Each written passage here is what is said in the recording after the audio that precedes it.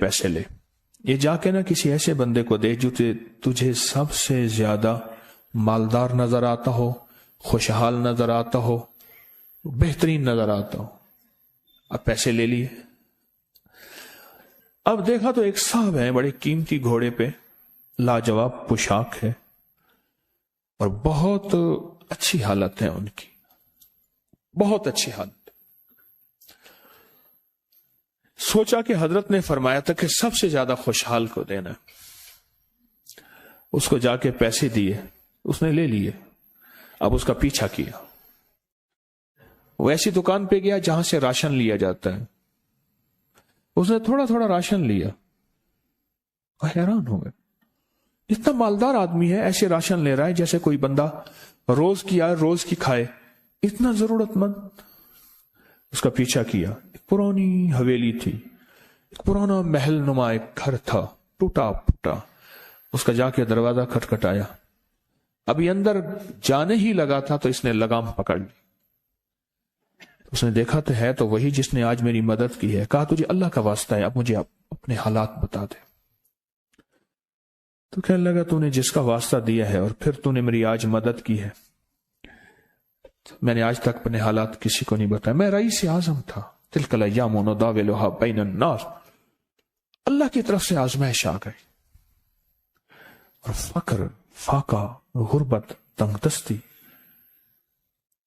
ختم، ہر چیز ختم ہو گئی۔ کئی دنوں سے میں بھی بھوکا ہوں، میرا گھوڑا بھی بھوکا ہے، اور یہ میں نے کپڑے سنبھال کے رکھے ہوئے ہیں، یہ ایک لباس ہے رکھا ہوا ہے، باہر اسی لباس میں نکلتا ہوں، کسی کو یہ شک نہ پڑ جائے یہ بھوکا ہے، یہ فقر کی حالت میں ہے، یہ غربت کی حالت میں ہے۔ میرے حال سے کوئی سوال کا دروازہ نہ کھولے، غور سے سمجھے گا، میرے حال سے کوئی سوال کا دروازہ نہ کھلے، میں ایسا حال بناؤں لوگ مجھے سوالی سمجھیں، کہ کچھ لوگ زبان سے سوالی نہیں ہوتے۔ میرے آقا کا فرمان ہے اپنی بیماریوں کا صدقے کے ذریعے علاج کرو، اور صدقہ، یہ سارا واقعہ سنانے کا مقصد، تلاش کرو، زکوٰۃ تلاش کرو، کس کو دینی ہے، کون ضرورت مند ہے، کون ایسا ہے جس کو بظاہر لوگ مالدار سمجھتے ہیں، اندر سے خالی ہے، کھوکھلا ہے۔ ہوا یہ ایک خیر کے کام کے لیے پیسے جمع کرنے تھے، خیر کے کام کے لیے، اس وقت 24,000 تھا، بہت بڑی رقم تھی، 24,000 مجھے چاہیے تھا۔ تو کہنے لگے کہ میں نے سوچ کے کہاں سے لے آؤں، ہے نہیں، روز کماتا ہوں، بچوں ٹھیک ہیں، گھر پل رہا، دودھ لاتا ہوں، بیچتا ہوں، ایک نظام ہے، میری سردی گرمی بارش طوفان کی ترتیب چل رہی ہے، کہاں سے لاؤں؟ کہنے لگے خیال آیا یہ موٹر سائیکل نہ بیچ دوں، فوراً اٹھا موٹر سائیکل لے گیا، غالباً مجھے بتایا کہ 28,000 کا یہ یاما موٹر سائیکل بکا، اور بیچنے کے بعد میں نے اٹھا کے سارے پیسے 24 ادھر دے دیے، باقی رکھ لیے، اب خالی ہو کے بیٹھ کے پھر مصلی بچھا کے اللہ سے مانگنا شروع کر دیا، اور مانگتے مانگتے عالم یہ ہوا کہ میں فقیر ہو گیا۔ اللہ نے مجھے 4 دن آزمایا۔ اس نے الفاظ جو استعمال کیے نا، پنجابی کا لفظ، وہ اللہ نے نا 4 دن منو دب کے رکھا۔ ہاں، لاہور کی پنجابی اور فیصل آباد کی پنجابی میں بڑا فرق ہے۔ فیصل آباد کی پنجابی خالص سکھوں والی پنجابی ہے، لاہور کی پنجابی میں بڑا فرق ہے، دب کے رکھا۔ تھوڑا سا آزمائش آتی ہے، اللہ دیکھتا ہے کچا ہے یا پکا ہے۔ کہا بس، اس کے بعد میں نے اللہ سے کہا، اللہ، طارق بن زیاد نے ساری کشتیاں جلا دی تھیں، اور کہا کہو اب بتاؤ اپنی فوجوں کو کہاں بھاگو گے، ادھر بھی موت ہے ادھر بھی موت ہے، پھر لڑتے لڑتے مر جاؤ، پیچھے سمندر کی موت، ٹھیک، اور آگے دشمن کی موت ہے، کشتیاں ساری آگ لگوا دی، اب کرو، بولو کیا کرو گے، بولو کیا کرو۔ اللہ نے سارا نظام فتح دے دی، کامیابی دے دی، اور کہا پھر اللہ نے میرے لیے جو دروازے رزق کے کھولے ہیں، اب مجھے کوئی بھی چیز ضرورت ہوتی ہے، میں گھر کی چیز بیچ دیتا ہوں اور بیچ کے اللہ کے خزانوں میں دیتا ہوں بغیر سوال کے۔ اس کے الفاظ ہیں، کیا الفاظ ہیں؟ بغیر سوال کے اللہ مجھ پہ رزق کے دروازے کھول دیتا ہے، اللہ میری ضرورتیں پوری کر دیتا ہے، اللہ نے مجھے خوشحالی دی ہے۔ اور مجھے کہنے لگے سارے گر مجھے حاجی صاحب نے بتائے تھے، اللہ سے لینے کے سارے گر یہ مجھے حاجی صاحب نے بتائے تھے۔ تو آپ کو ایک لفظ کہہ رہا ہوں، جس کو بھی دیکھیں گے کہ اس کی نسل در نسل نسل در نسل رزق کے دروازے ہیں تو وہ کھلیں گے صرف دینے کے نام پہ، سوال کے دروازے کھولنے کے نام پہ، سوال کے دروازے کھولنے کے نام پہ کبھی نہیں کھلیں گے، ورنہ رزق آج کل کے ماڈرن جوئے میں چلا جائے گا۔ آج کل کے ماڈرن جوئے آئے ہوئے ہیں۔ اپنے رزق کو میرے آقا کا فرمان ہے، اور بیماریوں کا علاج صدقوں سے کریں، اور صدقے سے مراد صرف بکرا نہیں، صدقے سے مراد صرف سریاں نہیں، صدقے سے مراد کالے مونگ نہیں، صدقے سے مراد تیل سوئیاں نہیں، صدقے سے مراد یہ میں مختلف آپ کو تک انداز بتا رہا ہوں۔ یہاں ایل او ایس ہے لاہور کے ساتھ، یہ پہلے نہیں بنا تھا، نالا تھا، نالے کے ادھر ایک سمن آباد کی طرف سڑک جا رہی ہے، پرانی بات ہے، وہاں کچھ بندے نے کتابیں لگائی ہوئی تھی، میں کتابیں دیکھ کے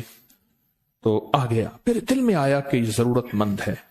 ہمارے ایک مخلص ہیں، ہمارے دوست فیصل شمسی، میں نے ان کو بڑا نوٹ دیے، میں نے کہا جا کے نا اس کو کس طرح رکھ کے پھر چلا جاتا ہوں، کیونکہ مجھے لگتا ہے وہ خوددار آدمی نہیں لے گا، اور انہوں نے ایسا کیا۔ سوچیں کہ میرے مال اللہ نے دی ہے، کیا میں اپنے مال کا صدقہ اگر نکال رہا ہوں تو وہ دے کہاں رہا ہوں؟ ضرورت مند کیا میں تلاش کر رہا ہوں؟ اور میں ضرورت مندوں میں سب سے پہلے وَبِذِي الْقُرْبَى وَالْيَتَامَى وَالْمَسَاكِينِ وَابْنِ السَّبِيلِ، مسافر پردیسی چوتھے، پھر مسکین ہے، پردیسی ہے، مسافر ہے، یتیم ہے، ضرورت ہے اس چیز کی، اس کی ضرورت ہے، کیونکہ یہاں جتنے مانگنے والے ہیں ان کے بارے میں صرف ایک لفظ کہوں گا، یہ لفظ آپ پکا رکھ لیں، یہ سب خواہشات کے مانگنے والے ہیں، ضروریات والے نہیں ہیں، خواہشات۔ اتنا بڑا بنگلہ، اتنی بڑی سواری، فلاں برانڈ کا موبائل، فلاں چیز، یہ خواہشات کی کوئی حد نہیں ہے، یہ لفظ بھی ذہن نشین رکھیے گا، میرے ساتھ بولیں، خواہشات کی، ضروریات کی حد ہے، خواہشات کی حد نہیں ہے۔ عاجزانہ دعاؤں کے ذریعے اگر اپنی مصیبتیں، اپنی بلائیں، اپنی پریشانیاں اور اپنی تکلیفیں ٹلوانا چاہتے ہیں تو اس کے پیچھے ہمارے ساتھ کون سی دعائیں ہوں؟ عاجزانہ دعائیں، عاجزانہ دعائیں۔ فرمایا امام زین العابدین جب دعائیں مانگتے تھے اور ان کی دعاؤں کے اندر جو درد ہوتا تھا اور غم ہوتا تھا، اور ان کی دعاؤں کے اندر جو بلبلانا اور کرب اور تکلیف ہوتی تھی، فرمایا ہنستے اپنی ہنسیاں بھول جاتے تھے، سونے والے سونا ترک کر دیتے تھے، اونگنے والے اونگنا چھوڑ دیتے تھے، اور وہ بھی ان کے ساتھ رونے لگ جاتے تھے۔ ان کا رونا ہی اتنا تھا، وہ ہستیاں تو بخشوائی تھی، اور ان کا نام زین العابدین، نام تو ان کا علی ہے، زین العابدین پڑا اس لیے عبادت کرتے کرتے کرتے وہ عبادت گاروں کے امام بن گئے۔ یہ تسبیح خانہ جو آپ کو راستے دے رہا ہے، تسبیح خانہ جو منزلیں دے رہا ہے، یہ راستہ، یہ منزل ساری کے ساری اس لیے ہے کہ اس منزل اور راستے کے پیچھے دعاؤں کی طاقت ہے، دعاؤں کی طاقت ہے۔ ان دعاؤں اور اعمال کو اپنے ساتھ ایسے سینے سے لگا لیں۔ ان دعاؤں اور اعمال کے اندر حیرت انگیز دنیا ہے۔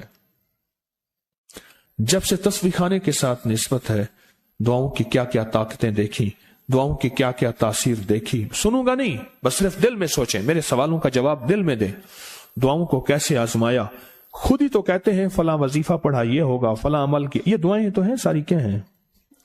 ساری میری حدیثیں، میرے آقا کا فرمان دعائیں، سارا قرآن دعائیں، ساری تسبیحاں دعائیں، اور سارے دل سے گڑ گڑانے والے لفظ وہ جسی زبان میں بھی ہوں، جس کلام میں بھی ہوں، وہ سب دعائیں ہیں۔ اللہ کو یہ مانگنا پسند ہے۔ اللہ کہتا ہے پھر وہ مصیبتیں جو کھجور کے درختوں سے نیچے آ چکی ہوتی ہیں، میں ان کھجوروں کو بھی، ان درختوں کو بھی، ان مصیبتوں کو بھی ٹال دیتا ہوں، اور وہ مصیبتیں جو تیری آنکھیں نے دیکھ چکی ہیں ان کو بھی ٹال دیتا ہوں، اور وہ بلائیں آفات جو زندگی میں تیرے سامنے ہیں ان کو بھی ٹال دیتا ہوں۔ یہ ساری بلائیں اور آفات اور یہ ساری تکلیفیں میں اس وقت ٹال دیتا ہوں جب تیری دعاؤں کی طاقت تیرے سامنے آ کے کھڑی ہوتی ہے، کیونکہ دعاؤں کی ایک طاقت ہے، دعاؤں کی ایک تاثیر ہے، دعاؤں کا ایک حصار ہے، دعاؤں کا ایک کوٹ ہے، اور دعاؤں کا ایک قلعہ ہے، اور دعائیں ایک ڈیفنس وال ہیں، اور دعائیں حفاظت کا نظام ہے، اور دعاؤں سے آفتیں،